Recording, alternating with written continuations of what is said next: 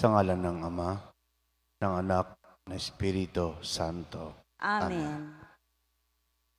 Ang pagpapala na ating Panginoon Kristo, ang pag-ibig ng Diyos Ama, at ang pakikipagkaisa ng Espiritu Santo, naway sa inyong lahat. At sumaiyo rin.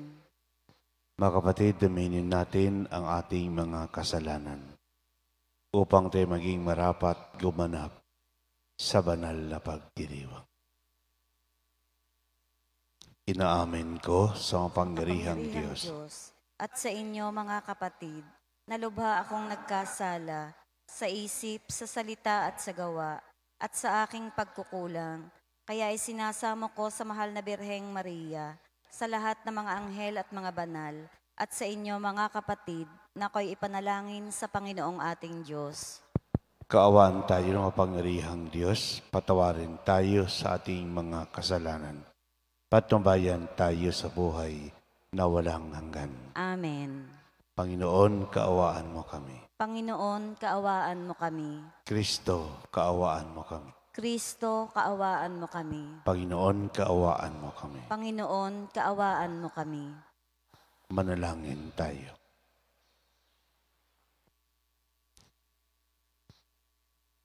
Ama naming makapangyarihan, ang sinimulan naming kusang pagpapakasakit ay subaybayan mo ng iyong pagmamalasakit upang ang pinagtitiisan ng aming katawan ay may sa loob namin at maganap na may katapatan.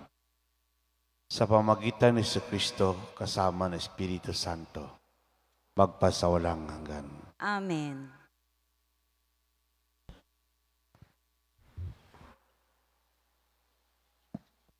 Pagbasa mula sa aklat ni Propeta Isaías. Ito ang sinasabi ng Panginoon. Ikaw ay sumigaw ng ubod lakas, ang sala ng bayon ko sa kanila'y ihayag. Sinasamba ko, puno ay hinahanap, sinusundan-sundan, parang natutuwang kalooban ko'y kanilang malaman. Ibig palabasin na ang gawain nila ay matuwid. Di lumilihis sa mga tuntuning aking ibinigay. Wari natutuwa sa aking sumamba at ang hinihingi hatol na matuwid. Ang tanong ng mga tao, bakit ang pag-aayuno'y nati di pansin ng Panginoon? Nagugutom lang tayo, ngunit walang kabuluhan. Ang sagot ng Panginoon, ang sariling kapakanan pa rin ang pangunahing layunin sa pag-aayuno. Habang nag-aayuno'y patuloy na inaapi ang mahihirap. Ang pag-aayuno ninyo'y humahantong lamang sa alitan hanggang kayo'y nag-aaway. Kung ang pag-aayuno ginagawa ninyo ay gayon din lamang, ang inyong pagtawag ay tiyak na hindi ko pakikinggan. Sa inyong pag-aayuno, pinahihirapan ninyo ang inyong sarili. Yumuyuko kayong parang damong hinihipan ng hangin. Nagdaramit kayo ng sako at nahihiga sa abo. Pag-aayuno ba yun? Akala ba ninyo'y nasisiyahan ako riyan? Ito ang gusto kong gawin ninyo. Tigilan ninyo ang pag-aalipin. Sa halip ay pairalin ang katarungan. Ang mga api palayain ninyo at tulungan. Ang mga nagugutom ay inyong pakanin. Patuloyin sa inyong tahanan ang walang tirahan. Yaong mga taon na halos hubad na ay inyong paramtan.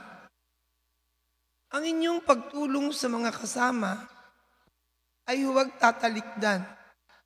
At kung magkagayon, hindi maglalaot, gagaling ang inyong sugat sa katawan. ako'y laging sa inyo. Ililigtas kayo at iingatan kahit saan lugar. Sa araw na yon, diringgin ng Panginoon ang dalangin ninyo. Pag kayo'y tumawag, ako'y tutugon agad. Ang salita ng Diyos. Salamat sa Diyos. Salmong tugunan. Diyos ko, iyong tinatanggap, pakumbaba't pusong tapat. Diyos ko, iyong tinatanggap, pakumbaba't pusong tapat. Ako'y kaawaan, o mahal kong Diyos, sangayon sa iyong kagandahang loob. Mga kasalanan ko'y iyong pawiin, ayon din sa iyong pag-ibig sa akin. Hugasan mo sana ang aking karumhan, dalisayin mo ang aking kasalanan. Diyos ko, iyong tinatanggap, pakumbaba't pusong tapat. Ang pagsalansan ko ay kinikilala, laging nasa isip ko at alaalang. Sa iyo lang ako nagkasalang tunay, ang nagawa ko'y di mo nagustuhan. Diyos ko, iyong tinatanggap, pakumbaba't pusong tapat. Hindi mo na nais ang mga paghandog, sa hanging sinunog, di ka nalulugod. Ang handog ko, o Diyos, na karapat-dapat, ay ang pakumbaba't pusong mapagtapat. Diyos ko, iyong tinatanggap, pakumbaba't pusong tapat.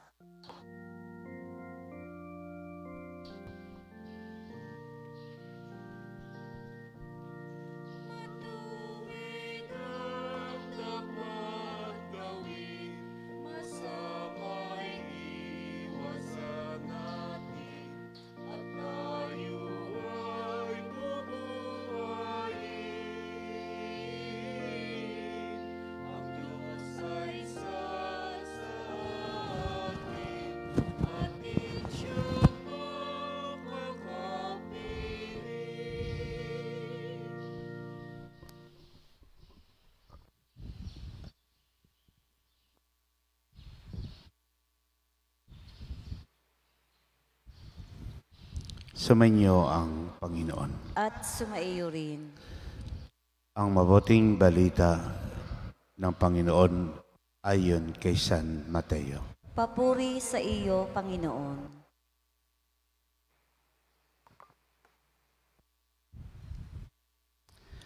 Noong panahon iyon, lumapit kay Jesus ang mga alagad ni Juan Bautista at ang wika. Malimit kaming mag-aayuno, gayon din ang mga Pariseo. Bakit po hindi nag-aayuno ang inyong mga alagad? Sumagot siya, maari bang magdadalamhati ang mga panauhin sa kasalan habang kasama nila ang lalaking ikinasal? Kapag wala na siya, saka pa lamang sila mag-aayuno. Ang mabuting balita ng Panginoon. Pinupuri ka namin, Panginoong Hesukristo.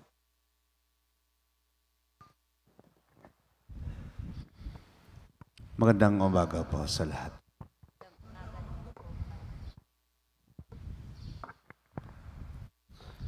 Banquet is one of the most prominent identities of Filipino culture. This is because in every meal, we do not share our food. We share our own stories, our love among members of the family. Mayaman po sa alala ang hapagkainan. Dahil ito po ang paboritong puntahan ng magpamilya, ng mag-anak. Doon po binabahagi hindi lamang pagkain. Binabahagi ng bawat isa ang kanyang-kanyang kwento sa buhay. Doon din po nangyayari yung mga reminders ng magulang sa kanyang mga anak. Sa pagkainan, tinuturo ang mabuting asal.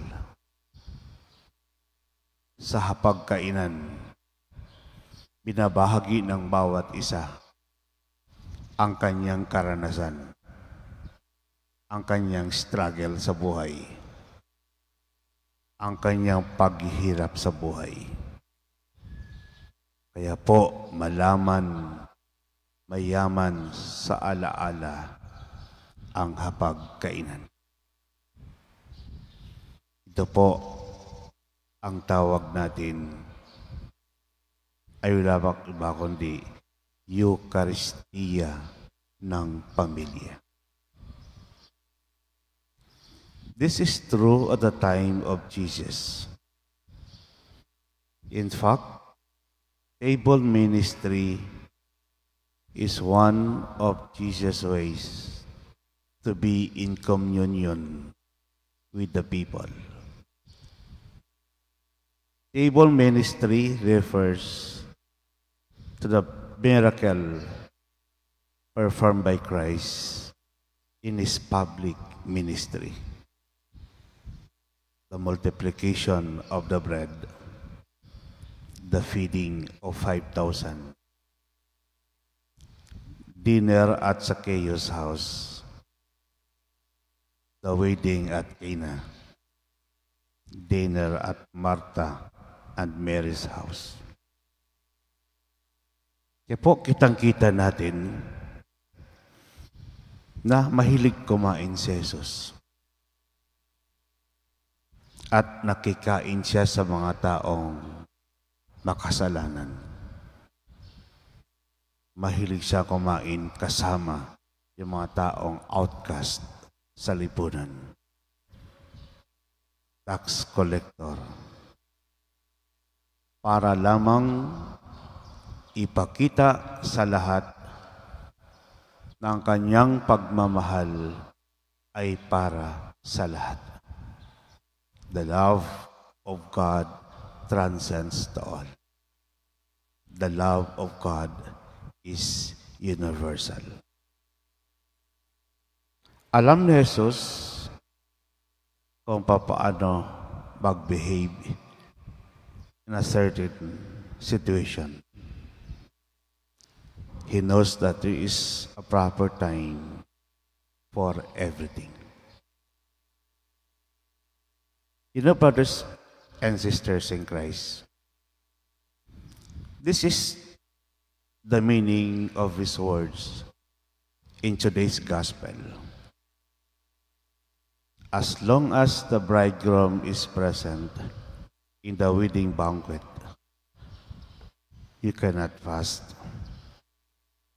The delight of being with Jesus will carry out. Wala pong panahon, wala pong lugar ang pag-aayuno dahil kasama natin si Jesus. Kung mayroon po tayong Eucharistia ng pamilya, mayroon po tayong Eucharistia ng sambayanan. Ito po ang dahilan kung bakit tayo'y naririto ngayon. Dahil gusto natin makibahagi sa tinapay na makalangit. Sa Eucharistia ng sambayanan, tinatanggap natin si Jesus. Naniniwala tayo na buhay si Jesus sa Eucharistia. In the Eucharist, we make present the past. Naging present lahat ang ginawa ni Jesus. The Paschal Mystery ay naging present sa Eucharistia. At higit sa lahat, tayo'y naririto ngayon dahil tayo'y naniniwala na buhay ang Diyos sa sakramento ng Eucharistia. Para po kay San Agustin, recognize in the bread what hung on the cross, in the chalice was flowed from the side of Jesus. Meaning, Eucharist is both victory and sacrifice. The glory it entails from the blood poured out of love, the love of God. Kaya po at the end, we are with Jesus. And Jesus is enough. He is the ultimate sacrifice that gave His life for our salvation, for our redemption. Amen.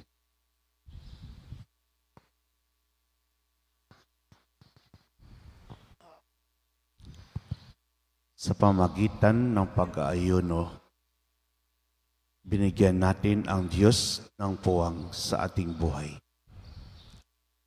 Hilingin natin sa Panginoon na palakasin tayo sa ating pagpapakasakit upang matatag nating maituon ang ating isip at puso sa Kanya.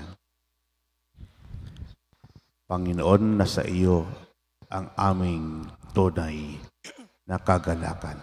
Panginoon, nasa iyo ang aming tunay na kagalakan.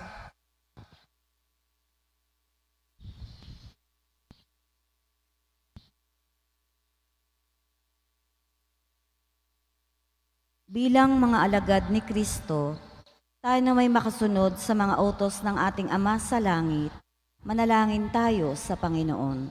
Panginoon, nasa iyo ang aming tunay na kagalakan. Ang bayan ng Diyos, naway magtiyaga sa kanilang mga pagsasakripisyo ngayong Kwaresma, manalangin tayo sa Panginoon. Panginoon, nasa iyo ang aming tunay na kagalakan. Ang ating mga pagtitimpi at pagtipigil sa sarili, alang-alang sa Panginoon, naway matumbasan ng kaligayahan sa piling niya. Manalangin tayo sa Panginoon. Panginoon, nasa iyo ang aming tunay na kagalakan. Ang mga may sakit, nasa bingit ng kamatayan at namimighati sa buhay, naway mapuspos ng biyaya ng Diyos. Manalangin tayo sa Panginoon. Panginoon, nasa iyo ang aming tunay na kagalakan. Ang namayapa nating mga kamag-anak at mga kaibigan, naway malayang makabahagi sa buhay ng Diyos. Manalangin tayo sa Panginoon. Panginoon, nasa iyo ang aming tunay na kagalakan.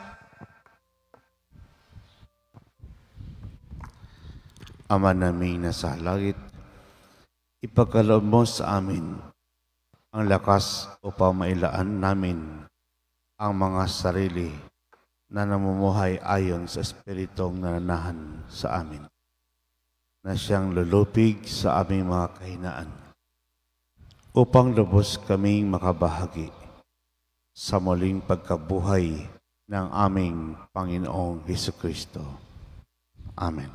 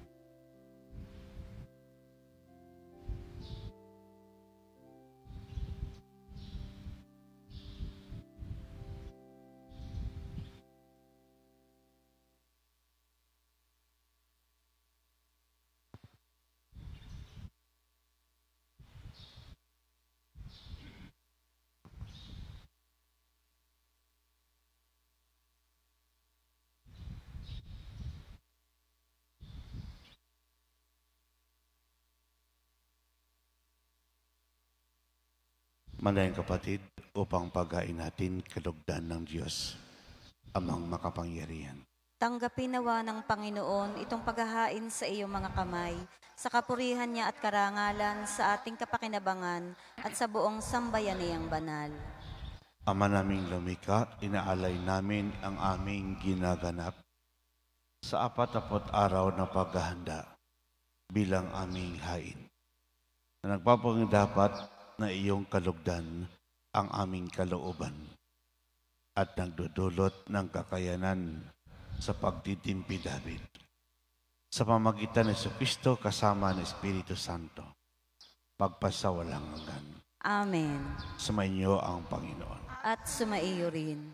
Itaas sa Diyos ang iyong puso at diwa. Itinaas na namin sa Panginoon. Pasalamatan natin ang Panginoong ating Diyos. Marapat na siya ay pasalamatan. Ama namin makapangyarihan, tunay marapat na ika'y aming pasalamatan sa pamagitan ni Kristo na aming Panginoon. Siyang salitang katumo at kapiling ng lahat ng umiral ay iyong likain. Siya'y sinugo mo para kami sa gipit palayain. Katsa'y kinalingan na mahal na Berhen na naging kanyang inang totoo sa kapangyarihan ng Espiritu Santo. Inako niyang sundin ang loob mo at kamtin ang sambi ng banal para sa iyo. Pinagtisang iunat sa krus ang kanyang mga kamay upang magwakas sa kamatayan, mahayag ang pagkabuhay.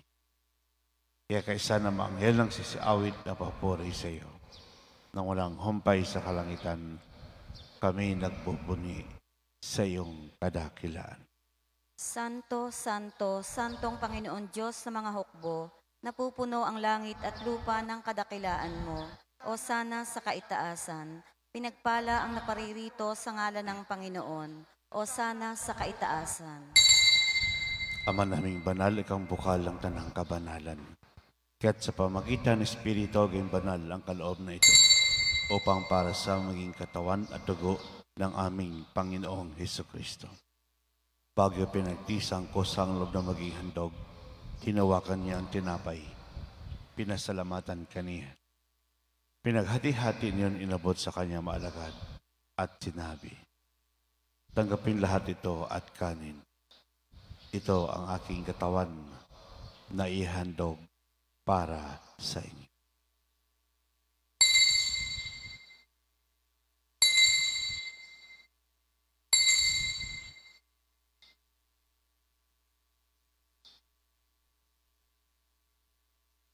Hindi naman matapos ang hapunan, hinawakan niyang kalis, muli kang pinasalamatan. Inabot niyang kalis sa kanyang maalagad at sinabi, tanggapin lahat ito, tinumin. Ito ang kalis ng aking dugo ng bago't walang hanggang tipan. Ang aking dugo ay ibubuhos para sa inyo at para sa lahat, sa ipagpapatawad ng mga kasalanan. Gawin niyo ito sa pag-alaala sa akin.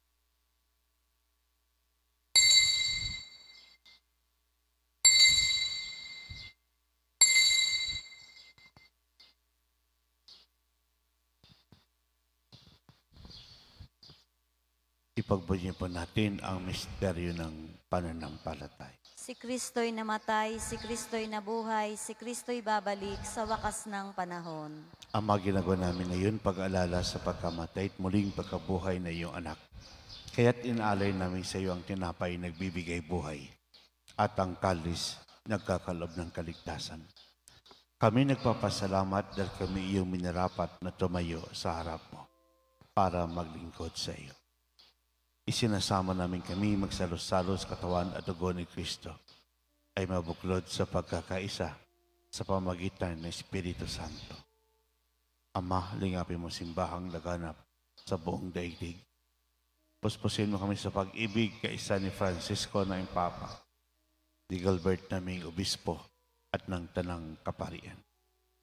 Alalahanin mo rin kapatid namin na imlay na may pag-asang sila'y muling mabubuhay. Gayon din lahat ng mga pumanaw. Kawaan mo sila't patuloyin sa iyong kaliwanagan. Kawaan mo dapating kami lahat makasalo sa iyong buhay na walang wakas. Kaisa naman ang Birheng Maria, Ina ng Diyos, kaisa ng mga apostol at lahat ng mga banal na namuhay dito sa daigdig ng kalugod-lugod sa iyo. Ipagdiwang nawa namin ang pagpupuri sa ikararangal mo sa pamagitan ng iyong anak na aming Panginoong Jesucristo. Sa pamagitan ni Kristo, kasama niya at sa Kanya, lahat ng parangal at papuri sa iyo, Diyos ang makapangyarihan, kasama ng Espiritu Santo, magpasawalang hanggan.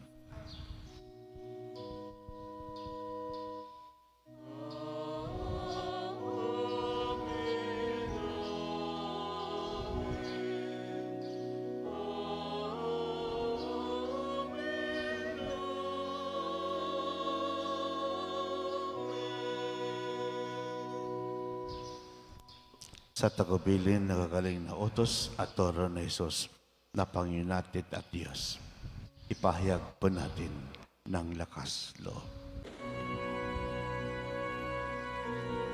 Ama namin, sumasalangit ka,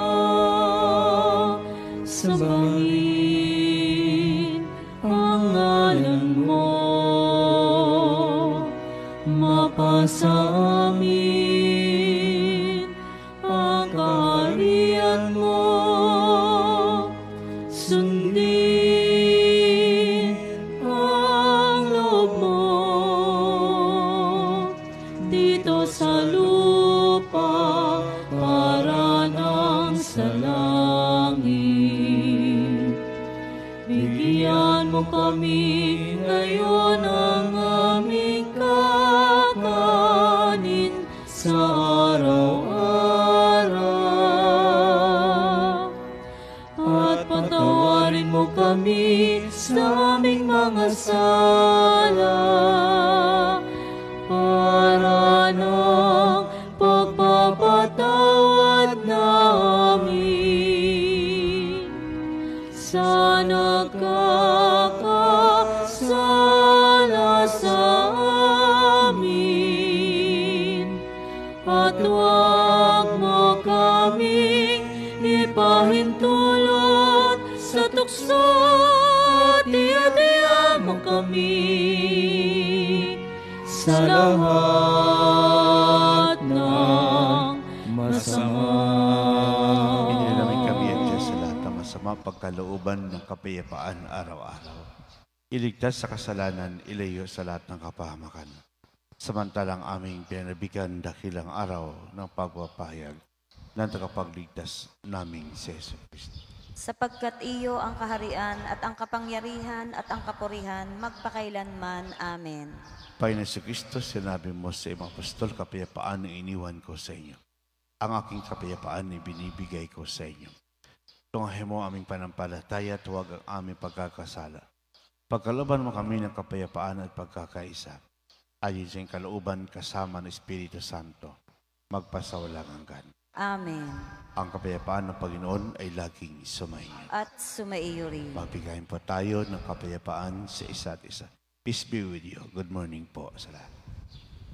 Kordero ng Diyos na nag-aalis ng mga kasalanan ng sanlibutan, maawa ka sa amin.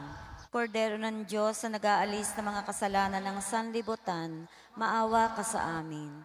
Kordero ng Diyos na nag-aalis ng mga kasalanan ng sanlibutan, ipagkaloob mo sa amin ang kapayapaan.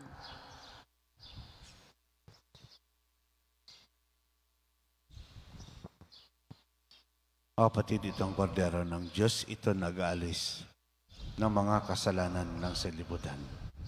Papalad ang mga iniyan sa kanyang piging. Panginoon, hindi ako karapat-dapat na magpatuloy sa iyo, ngunit sa isang salita mo lamang ay gagaling na ako.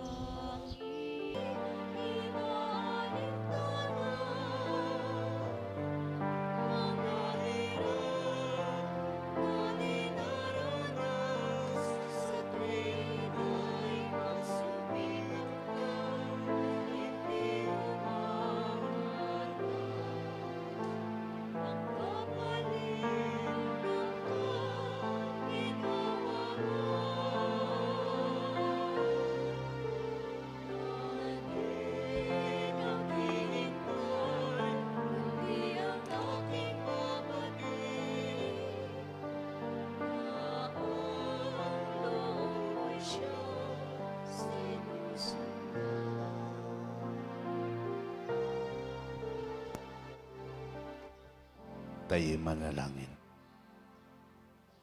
Ama naming mapagmahal, pakikinabang namin sa pagdiriwang na ito ay magdulot nawa ng kapatawaran sa aming mga kasalanan upang kami maging marapat sa iyong mapagpalang nakabutihan.